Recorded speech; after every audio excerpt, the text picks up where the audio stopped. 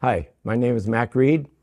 I'm a member of the Fire Station Building Committee. I'm here with Mary Brolin, who's the chair of our committee, and Fire Chief John Kivlin, and we're here to try to answer many of the questions that we've been hearing along the way during this process.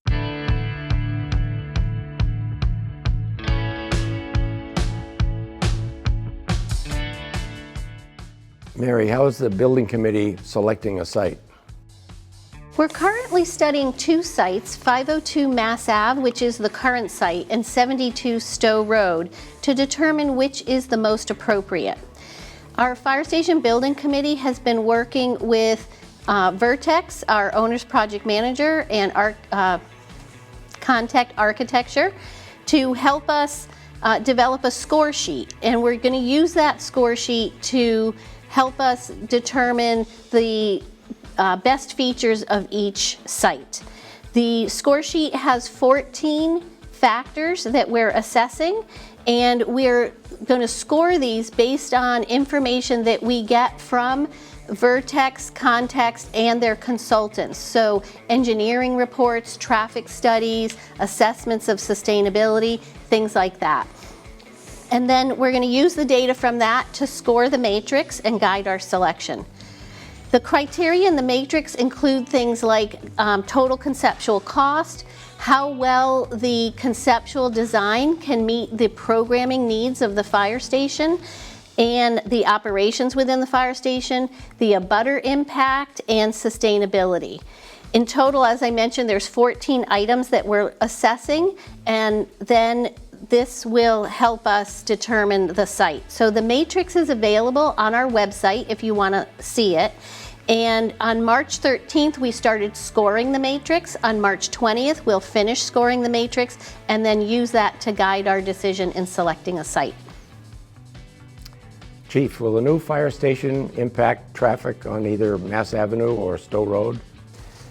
The traffic study that we've received back from our work team has shown that the traffic impact will be minimal to the community in both areas. I also understand that there's been concern about increased truck traffic on Stowe Road as a result of a fire station being located there. Currently now, the fire department does approximately 1,600 calls a year, which on average, 365 days a year, that's 4 calls a day. And if you space that out over 24 hours, it's roughly, on average, it's a call every 6 hours. And that could be 2 o'clock in the morning, that could be noontime, we really can't say, but the trucks would be leaving at most 4 times a day, and they wouldn't always be going south. They'd be going south in the event of an emergency, but oftentimes they would be coming out and heading towards Mass Ave. So I think there would be very minimal truck traffic, in my opinion, and again, take the data and form your own opinion, but in my opinion, the amount of traffic that our trucks would cause on Stowe Road would be minimal. In fact, we had a traffic study done, and that report showed that for either site there would be minimal impact of the fire station being located either at 72 Stowe Road or 502 Mass Ave. Mary, how many acres are there on the 72 Stowe Road site, and how many would be developed?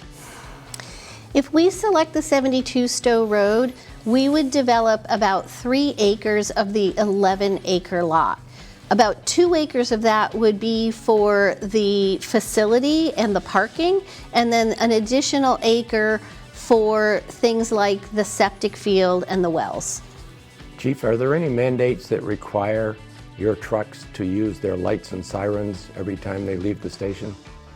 Our members use the lights and sirens when they're responding to emergencies, but in the sense that the lights will be on in an emergency. However, the siren may not be. The siren will be used when they need to alert oncoming traffic, which oftentimes, different times of day and night, there isn't any. So when they're going out the door for inspections or to, general help calls for people that are non-emergent, no, the lights and sirens will not be used. When they're going out for an emergency, they'll have the lights on, but they'll generally limit the amount of siren use they have based on the amount of traffic that they may encounter. So generally speaking, the siren doesn't get activated very often. It would be in high traffic, high impact areas. When we get down around the 495 interchange and there's a lot of traffic around there, that's oftentimes when we'll have the siren going. But on a lot of our back roads, we don't use the siren at all.